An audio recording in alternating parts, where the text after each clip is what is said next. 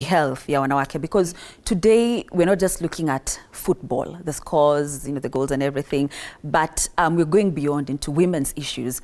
So obviously kuna challenges zenye wewe kama player mwanamke una face zenye mwanamume ha face, si ndio? Tunaweza ongea kuhusu hiyo. Unapata challenges, unaona mpira kama nezongelea kama mpira ya Kenya ya football women in Kenya. Unapata challenges ni mob sana, financially struggle in Kenya kwa women football iko high sana. Unapata teams zina struggle kupata pesa kwenda games. Unapata sasa team mingi za madem hazina sponsorship. So unapata zina struggle sana kupata hiyo So unapata sasa kama mdem, unajua mdem ako na responsibility mingi. Maybe ako na mtoi anacheza hii ball, anataka kulipia mtoi school fees, hizo zote. So unapata inampea pressure hadi anaenda ball, haimlipi, haja get anything, maybe wamefungwa, akirudi home ana anything. So unapata anakuwa so frustrated hadi anaacha, anaanza kuingilia business zingine. Maybe ni mdogo anapata ball, anaona ball haimsaidii, anapata ball ama anaingia kwa pia pressure ya mtaa. So unajua mademu wengi wacheza ball wanatoka mtaa hizi. So ni challenge pia, plus pia support kwa madem ni si high kama vile maboy wanapata support. So pia ni challenge kubwa sana. Okay. Na tutarudi tu hapo kwa challenges, but I want to rope you in, Cynthia, because she's talking about, especially what I want us to dwell on is, I wouldn't call it health issues, but basically just how we are built as women. We will have our menstrual cycle. Men do not. What happens during that time. Yes. So assume someone tomorrow kwa World Cup and they're on their cycle, issues such as having children, motherhood, raising them. My colleague from the sports department off camera was telling me about how some of the players are even asked not to conceive, not to get pregnant, because they're needed. Let's talk about that. It's, I think, possibly one of the hardest things as a woman athlete and a former athlete as well, that we have to think about, especially our menstrual cycle. You'll find 70% or 80% of those who are coaching are what? Are women. I mean, are men. Are men. They don't experience what we experience. And so, ukiingia pale kwa pitch, kuna period zako, mood swings uko nazo, mashida ziko hapo.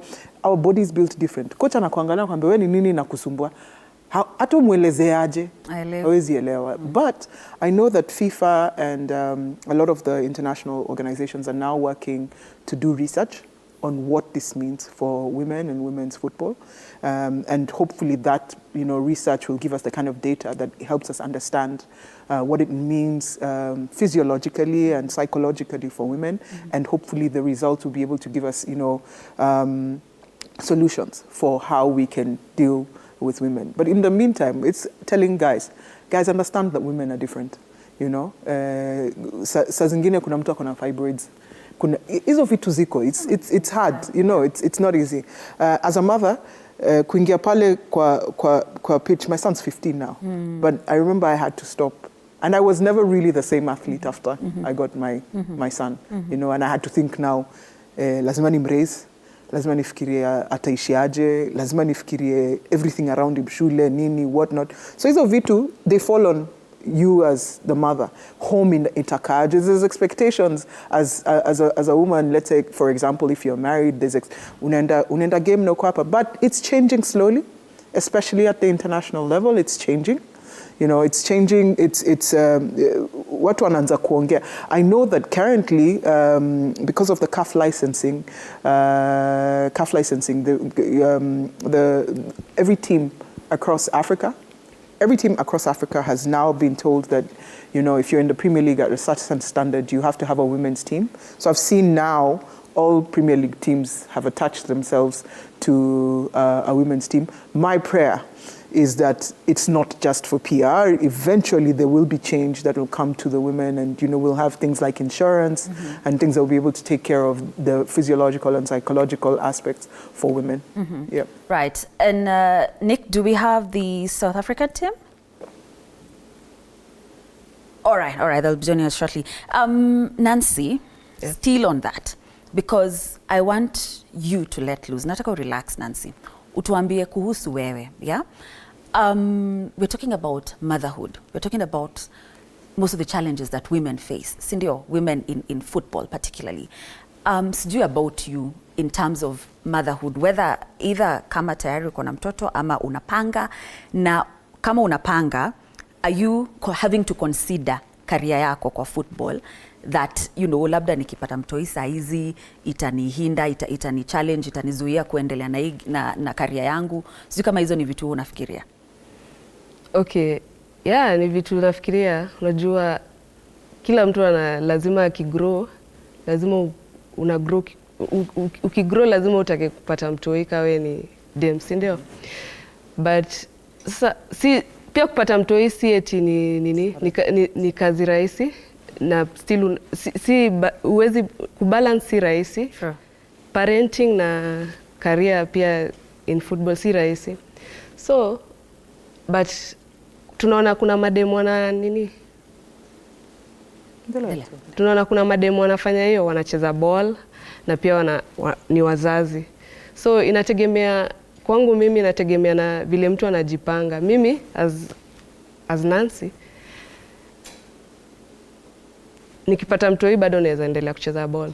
So inategemea na vile nitajipanga. Yeah, plan yangu ni still nitakuwa nikicheza ball. Okay, sawa. All right, so Nick, my director, tells me we now have the South African team. Hello guys, good evening. Thank you so much for joining us. That is Andile Dlamini, Africa's top female goalkeeper, and Lebohang Ramalepe, South African soccer player. I hope I pronounced your names correctly, ladies. Forgive me if I didn't. Karibuni sana, that's what we say here in Kenya. That means welcome. Andile, I want to start with you. You're fresh from World Cup. Just how did it feel to participate in the women's FIFA 2023 Women's World Cup? Good evening. It's evening in South Africa. It felt so amazing. It was a great atmosphere. I think a beautiful country. Although the weather was a bit frustrating at times. You know, when we went to training, it was very cold with so much rain and wind at the same time. But we enjoyed ourselves and we made history. And we enjoyed just our atmosphere and just leaving everything on that field of play. And I know we'll be remembered for our culture, our football, our style of football, and also, you know, our respect for people. We did so much in that tournament that I know a whole lot of people in this world will not forget. Right, we definitely will not, Andile. Rama, I want to rope you in. What was the feeling like for you? What was the experience like for you? No, to be honest, it was amazing. Like, I think being at the tournament and also as a team reaching the last 16, I think it was truly amazing for the team because we've worked so hard. And we've been preparing for like so many years since we were knocked out in 2019. So we had to make sure like this time around when we go to this World Cup, we have to go there gun blazing. So I think, yeah, it was amazing for all of us. And let's talk more about that because I know there were so many hopes from the team, Banyana. The whole of Africa, I can tell you, was rooting for you guys. And of course, Nigeria, Zambia, Morocco. I mean, we just needed one of you guys to proceed to the, you know, the quarterfinals, the semifinals, even the finals. But we are proud of you guys. So how did it feel, this being the second time back in the World Cup? What were the expectations from you, particularly Rama, and the team at large? To be honest, what we wanted to achieve was to get out of the group stage, of which it happened for all of us as a team. That was the tick that we had to tick in our list. But I think also no one believed that we're going to reach the last 16. But through hard work and dedication, I think we found ourselves in the last 16, of which we didn't get the results that we wanted, but I think we're going to live in this moment to say we were really good at the tournament, and I think we can achieve more as much as we're going to tell ourselves, like, let's put our mind into this and then everything's going to be possible. Right, Andile, how was it for you? Because we were actually together in Morocco for the WAFCON, and you were crowned the best goalkeeper at the WAFCON, and this is now the World Cup. What are your expectations? I'm a team player. You know, that question is obviously every player wants to play, but if you're not given an opportunity to play, it's okay, because you're a team player and you need to play your part. And I played my part the way I could. I did my best, my level best in everything that I did. I put a positive front at training all the time. I gave myself more energy, and the ones that were around me that needed, positivity, I did instill that in them.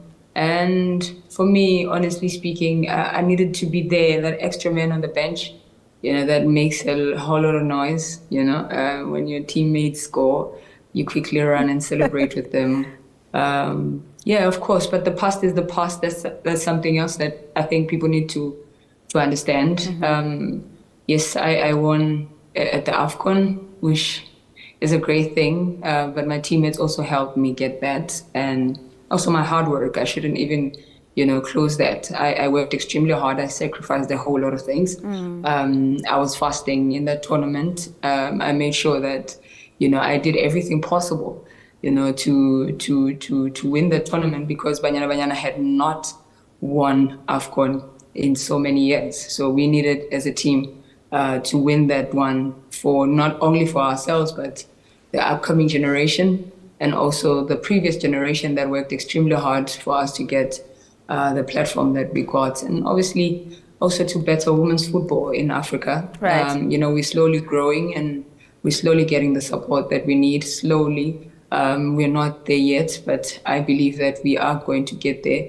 And like I say, it always comes obviously with us being seen on the bigger platforms, people getting interested in getting to know the culture of how Banyana does it, or how the Kenyan team does it, or Nigerian team.